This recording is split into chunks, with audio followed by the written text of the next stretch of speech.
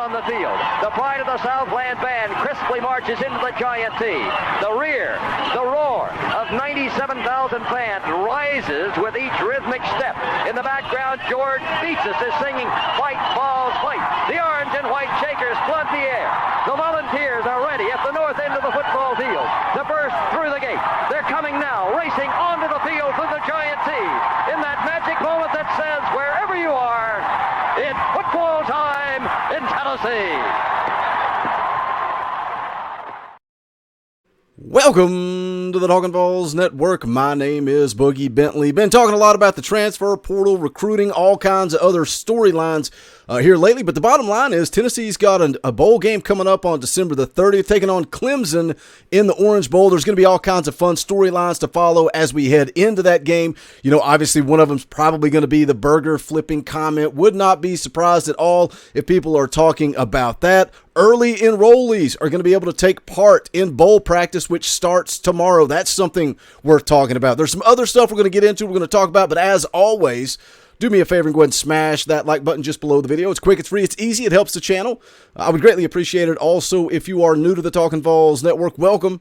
We're not experts, we're not insiders, we are fans just like you. For the fans, by the fans. If you like what we do, make sure you subscribe, click that bell for notifications. You won't miss out when we go live or when we drop a video. We'll be live next Wednesday and the Wednesday after that, 7 p.m. Eastern time. Next week, talking about the early signing period. The week after that, it's game day, man. It is go time. We will be right around the corner from Tennessee taking on Clemson. So Wednesday night, 7 p.m. Eastern time, we'll go a little bit more in depth with that. But let's jump into it. I want to start this thing off listening to some comments from Josh Heupel about the Orange Bowl.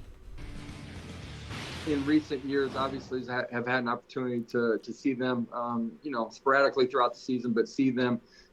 It's a tradition-rich program. They've had a ton of success. We have great respect for the quality of opponent. Coach Sweeney's done a fantastic job with that program since he's taken over. This is an historic, iconic game. A lot of these guys have grown up in an era of watching the importance of this football game. I know that I grew up in that as well. And this is a special opportunity. You're going to have the entire country watching this football game when this is slotted here on TV. And it's a special opportunity, a special moment, and a memory that you'll have forever. So he mentions this being a traditional game, a special game, Tennessee taking on Clemson in the Orange Bowl. That's why I get excited when a guy like Darnell Wright says, hey, man, you know, this is what I've been fighting for my entire career at Tennessee. I'm not opting out. I'm going to come back. I'm going to ball out with my brothers, and then I'm going to look to head off to the NFL, and best of luck to him. People are going to be talking about opt-outs. We've been talking about Jalen Hyatt opting out. Whether you agree with it, disagree with it, it doesn't matter. Clemson is also going to have some players opting out, but I'm starting to get past that and more excited about the future, and part of that future that's exciting is taking a look at the early enrollees that are going to be able to participate in bowl practice starting tomorrow. One of those names headlining it, Nico Iamaleava. You've also got Caleb Herring, Ethan Davis, Jordan Matthews, Nathan Laycock, Shamrod Umarov, Ricky Gibson, just to name a few of the 4 stars. Arian Carter just committed yesterday. I do believe that he is going to be a part of practice as well. Now, does that mean these guys are going to get all kinds of reps or valuable reps? No, I think what it does is it allows these guys to kind of see what it looks like, right? Go through the process, see what a Tennessee practice looks like, where you're supposed to be, when you're supposed to be there. And I think that helps get them ready for when the spring comes around, and they are going to be taking more valuable reps. Nico is going to be getting a look at quarterback. That quarterback competition, we talked about it a little bit last night on the fan call-in show. That thing's going to be wide open, and it's going to be a lot of fun to watch. I think Joe Milton's the guy. I think he's the guy to beat. I think it's his job unless somebody takes it from him. But we're talking about a legitimate talent in Nico Iamaleava. We're talking about Taven Jackson, who I don't think is going to roll over and play dead. I'm excited to see that quarterback competition next year. But this kind of gives those guys a head start heading into the 2023 season. And that's really what this game against Clemson is. And I think we just have to accept that college football has changed. Kids are going to opt out. They're going to look to protect themselves and get to the league. It is what it is. It's been happening for years now. But the difference is Tennessee hasn't been in a position where we have these elite level players that are trying to protect that draft stock. And that's what's happening, and that is a good problem to have. Just like it's a good problem to lose your offensive coordinator in Alex Golesh to a head coaching job, it's a good problem to have Cedric Tillman looking to protect his draft stock, have Jalen Hyatt looking to protect his draft stock. A guy like Darnell Wright going to be going off to the NFL. That is good for the world of recruiting. We are showing that Tennessee now, in 2 years under Josh Heupel, is able to develop wide receivers and get them to the league. That is huge. I think that played a huge part in Carnell Tate's recruitment. I know a lot of people say, oh, it's just NIL. Ohio State paid him. That's why. That's what it was. Not necessarily, man. Not necessarily. Tennessee's got to prove that they can develop guys, get them to the league, and then we're going to see that continue to grow. But I think these early enrollees being on campus is big for Tennessee. That'll be fun to watch. Now, when you look at the game, Tennessee ranked number 6, Clemson number 7. Clemson has 11 wins on the year, 11-2. Tennessee at 10-2. Of course, Clemson coming off the ACC championship.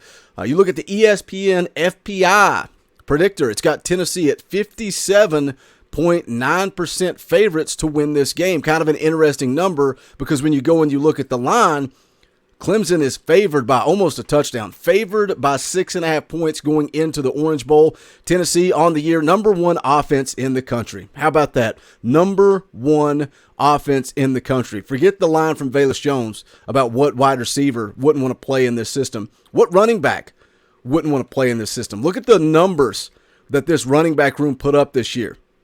Tennessee scoring 47.3 points per game, averaging 205 yards per game on the ground, 538 total yards per game. Clemson scoring 34.7. Of course, we saw the comments from Dabo Swinney trying to get under Josh Heupel's skin a little bit. I think that's what he was doing, trying to really almost rub it in a little bit too much that Josh Heupel, we're going to have to score a lot of points. It's going to be hard for us to keep up. See what you're doing there, Dabo. I see what you're doing. Clemson scoring 34.7 per game. They've got 404 yards of total offense. You know, one of the big storylines for Clemson going into this game is they're breaking in a new quarterback. ACC championship game, you end up rolling out Cade Klubnik midway through that game. You bench your superstar. He's off to the transfer portal. Now Cade Klubnik takes over, and he looked pretty good. He looks pretty good against North Carolina in that ACC championship game, 20 of 24, 279 yards and a touchdown. Is Cade Klubnik ready for Tennessee? Is he ready for the big stage, the Orange Bowl? And the good thing about that Orange Bowl, there's no other games. 8 o'clock on December the 30th, all eyes are going to be on Tennessee Clemson. And it's really, man, it's giving us a look at next year. And I know I said that earlier, but that's what we have to accept about these bowl games. Opt-outs is going to be a part of the game. It's going to happen. So we just have to learn to accept it. I'm tired of saying that bowl games don't matter. I think they do matter. I think they are important. And I'm still going to be sitting there watching Tennessee, pulling for Tennessee to beat Clemson. I think it's going to be a tough game. I know a lot of you guys are confident. I'm a little concerned. I think it's going to be a tough game for Tennessee. But you're getting a preview of what this football program is going to look like next year. You're going to see Joe Milton taking the snaps. Joe Milton going out there. I love what Eric Kane said. What's Joe Milton look like when it's 0-0 in the first quarter and 15 minutes is on the clock? We saw that a little bit against Vanderbilt. People want to talk about the weather. Was that what it is? Was it the weather? We're going to find out. We're going to find out in the Orange Bowl. You're also going to have Brew McCoy, Ramel Keaton out there out wide. That's a look at next year. Unless they add somebody in the portal, it's probably who you're looking at wide receiver. Squirrel White going to be in the slot. We've seen Joe Milton hook up with Squirrel White several times throughout the year. So I'm excited to see this little preview of a matchup coming up for the Orange Bowl, Tennessee versus Clemson, again, December 30th, 8 p.m. What do you guys think about the whole bowl game situation? People that say bowl games don't matter. If they don't matter, why are we always trying to get to 6 wins under Jeremy Pruitt and under Butch Jones? It was always that magical number of getting to 6 wins. Can you turn the corner and just accept that this isn't the college football of old and this is what it looks like now, and we just have to learn that the Orange Bowl, all it is basically a scrimmage looking for next year? That's kind of what it's turning to. Love to hear your guys' thoughts. What storylines are you going to be following as practice for the Orange Bowl kicks off tomorrow? The early enrollees, what do you think about that? Tons of stuff to unpack. Going to be bringing you more videos every single day if possible. Going to be going live Sunday night, 6:30 p.m. Eastern Time, playing NCAA football. talking a little Tennessee football, maybe some recruiting, maybe some transfer portal, and then again live next Wednesday, early signing day, to break down Tennessee recruiting. If you have not done so yet, please smash the thumbs up on the way out the door. Go check out the official merchandise of the Talkin' VAWLS Network. Go to bonfire.com/store/Talkin' VAWLS. Appreciate all of the support that you guys give this channel. Thank you to all the members. Always a blast having you guys on for the fan call-in shows. I said it last night. I'll say it again. We're going to do more.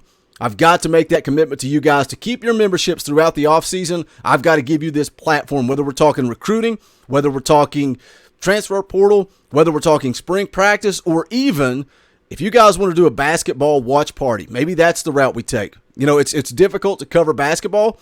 Maybe you guys want to do a watch party. Maybe we open that up to the elite, and we get 6, 7, 8 guys on here talking about Tennessee basketball while the game is going on. You guys let me know. That's going to do it for this one. This is the Talkin' VAWLS Network. My name is Boogie Bentley. Go Big Orange.